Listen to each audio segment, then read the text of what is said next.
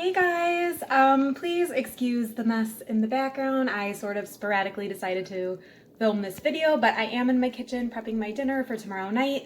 And as you guessed from the title, this is going to be carnitas tacos.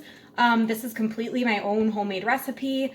It's probably not super traditional, but it tastes really, really good. So let's get started making the marinade. Okay guys, so again, I just wanted to emphasize this is my own recipe. It is probably not authentic, but they do come out super tender and delicious. So this is how I make the marinade. I have one medium-sized diced onion, 4 cloves of garlic, finely diced, some cilantro, about roughly 1/8 of a bunch. I just like to add a little bit of into the marinade for flavor. 2 limes that we are going to be juicing, as well as 1 large orange or 2 medium-sized oranges. And then all of the seasonings. We're going to be adding chili powder, cumin, just a hint of cinnamon, onion powder, garlic powder, salt. I choose to use pink Himalayan salt, black pepper, and olive oil. Okay, you guys, so I have juiced my oranges and my limes. My garlic, cilantro, and onions are in there.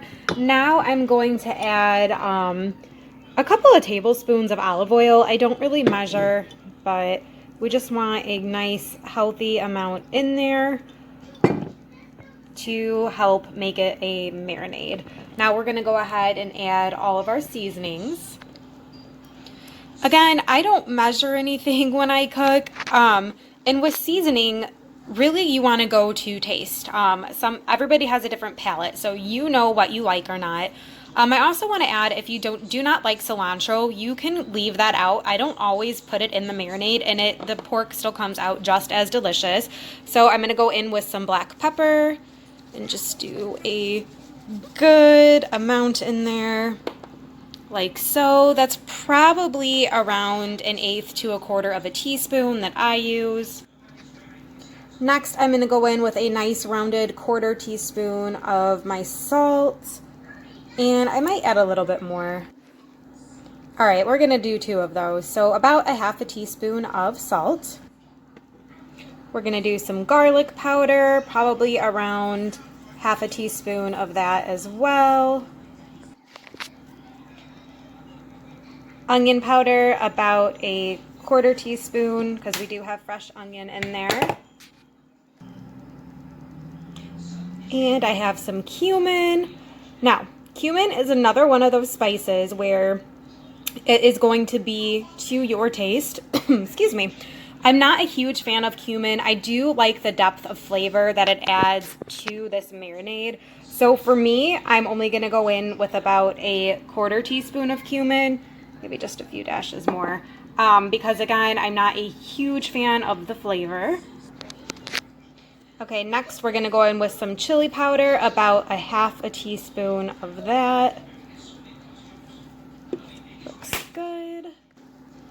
And then last but not least, I have some ground cinnamon. The first time I was kind of making this recipe and playing with the ingredients, I did add just a tad too much cinnamon, but just literally like 2 dashes. I know it may seem a little strange, but it does add a nice like earthy flavor to this, so that's why I'm putting it in there. Okay, so I am gonna get this all mixed up like such, and then what we're gonna do is put our pork roast into a big gallon-sized plastic baggie so that we can seal this up and marinate it overnight. We're gonna pour this over the roast and let it sit overnight and absorb all those delicious flavors. Okay, so I have my pork roast in here. This is a half butt roast and it is about 3 pounds. I'm gonna go ahead and dump the marinade in, give it a nice swish around in the bag, and then pop it in the fridge overnight to marinate. Okay, so here is the roast. I have sucked as much air out, or I guess pushed as much air out of the bag as possible, and we're gonna let this marinate overnight. Okay guys, so I dumped my roast into my crock pot with all of that delicious marinade. I do have a Schuffman, this is a non-toxic stone liner. So I'm gonna go ahead and add about 1/2 cup of water into here as well just because I don't want it to burn while I'm gone at work and cooking this. So we're gonna go ahead and set it to low. And this can go from anywhere, just depending on the size of your roast. Okay, hold on. Sorry about the noise in the background. This could go from anywhere from 6 to 8 hours. So I'm gone about 8 hours in this 3-pound roast, and it usually comes out perfect. So let's go ahead and cover it, and we will see it when I get home from work. Okay, so here is the final product. I know it probably looks kind of funky right now, but I promise the taste is going to be delicious. What I'm going to do is pull out the roast and get it all chopped up, put it back into the juices, and then we'll be ready to have our tacos. Yum! Okay, so what you want to do when you're cutting the meat is you want to go against the grain. So the grain appears to be running this way, so I'm going to come in and I am going to slice this way, just like that. So I'm going to go ahead and slice it up, and then I will show you guys. Something else that I want to note that you can do, that I do normally do, however, I am running short on time tonight, is a lot of times I'll take the roast while it's whole like this, and I will place it under the broiler for just a few minutes. So all of the fat and the marbling on top gets nice and crispy. It's absolutely delicious that way. However, I have an appointment to get to, so I don't have time to do that step. So I'm just going to go ahead and slice it and put it back in the juice. So as you guys can see, once you start slicing against the grain, that would be my kid singing in the bathroom in the background, but it will kind of just start pulling apart. That's exactly the texture that you want. It's going to absorb all the juices and be really delicious. All right, so here is the meat back in the sauce. We're going to serve this up on some tortillas and eat dinner. So here is the finished product. As you can see, that meat is moist, it's juicy, it's full of delicious citrus flavor. This one I did do on flour. You can also do them on corn. And I did it traditional with onion, cilantro, and lime.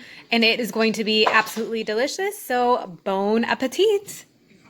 Look at mine. Aaliyah chooses to have hers with barbecue sauce, sour cream, and cheese, whereas I like mine more traditional. Oh, I didn't put cheese on mine, but I don't. Oh, there's no cheese. I will say, though, it actually is really good with the barbecue and the sour cream. But either way you like to enjoy these, this meat is delicious. I hope you guys like it. If you try this recipe, leave me a comment down below and let me know what you thought. Thanks so much for watching, you guys. We'll see you next time. Bye! Bye! These are not my glasses.